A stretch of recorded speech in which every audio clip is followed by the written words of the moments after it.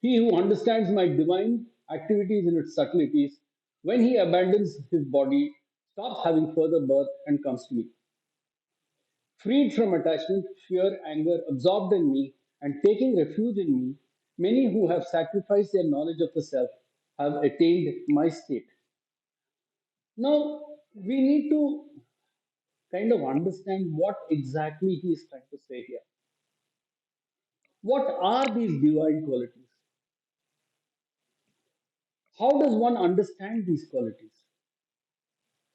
How is one freed from attachment, fear, and anger? So, if we look at all these questions, one of the first thing that we realize is that divinity in this is one of the first avatars of Sri Krishna, where he makes no bones about him being himself being divine. And this, if we go through all the verses that we have come up to so far, it is the ability to control Prakriti and Guna. His divine quality is the ability to control Prakriti and Guna. From Prakriti comes Guna. So obviously, the control of Prakriti is his divine quality. The second question is, how does one cognize these qualities? We have discussed this in previous classes.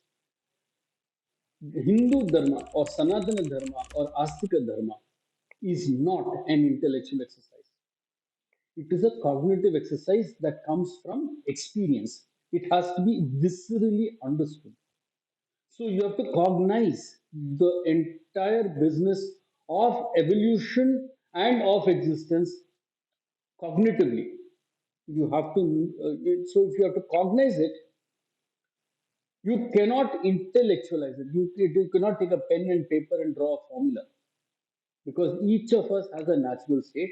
And in this natural state, we begin to then experience the various aspects of, of whatever we experience. So, what is that which enables us to understand these qualities and to experience and cognize them within ourselves? This is called Swadhyaya.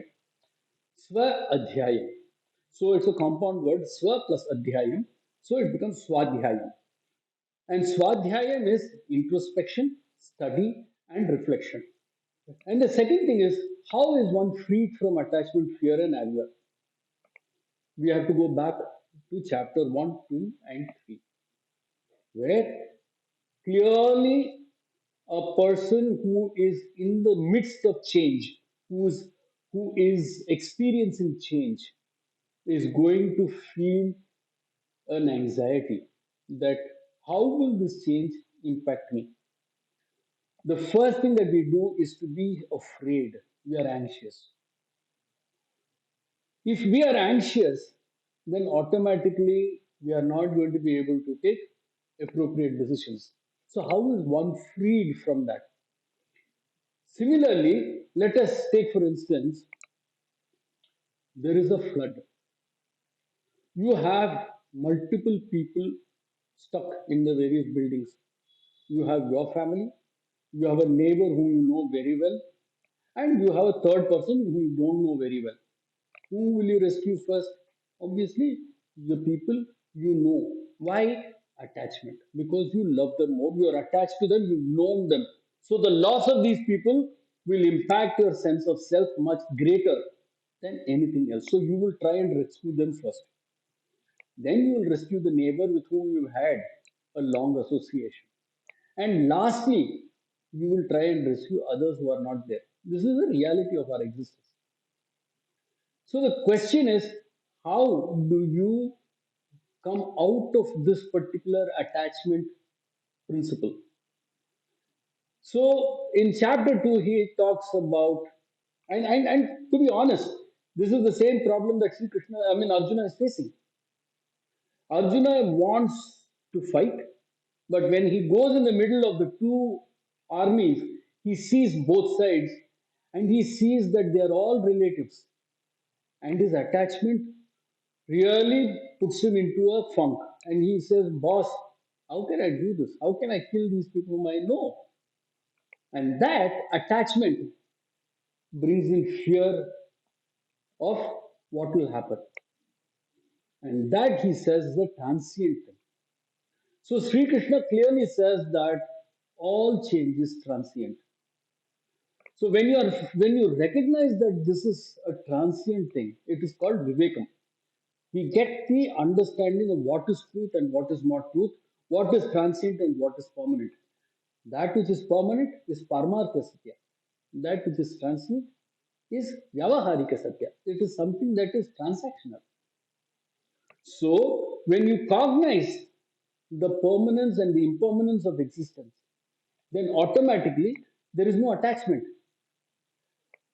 Of course, there is attachment, but that attachment you will only be able to get out through what we call vairagya. Because when we act in the spirit of sacrifice, that this is not mine, I've known that this is not mine, so I'm going to act in the same manner that this is not mine. When we do that, then what happens is that it becomes a yajna, a sacrifice. When it becomes a sacrifice, then automatically vivekam and vairagyam comes into action. From that comes what we call jnanam, jnana. Jnana is this is all there is of the self. And when we do that, then automatically we begin to realize that we don't really have attachment, fear, or anger. Because if there is no consequence, the consequence does not impact us, then automatically anger also does not impact us, desire does not impact us. So we are in the perfect state of Vivekam and Vairagyam, and then we experience Jnana. As Jnana begins to distill further and further, it becomes Moksha. So the last thing that we need to also recognize is that Sri Krishna is embedded in all sacrifice. This is what we learn in chapter 3. So, the beauty of Srimad Bhagavad Gita is that it is an evolutionary document. You start with the situation. In that situation, you experience change. From change, you experience fear, anxiety.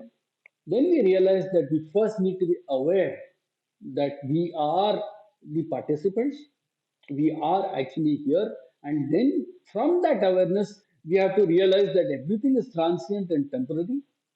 And lastly, when we realize that, we say that okay, we will act in the spirit of sacrifice because Sri Krishna is embedded in all sacrifice.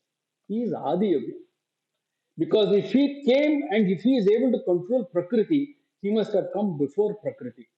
The only place where he could have come before Prakriti is as Adi Yagna. Because from the sacrifice that the Brahman makes of itself comes Purusha. And so the sacrifice that the Brahman made is Adi Yagna.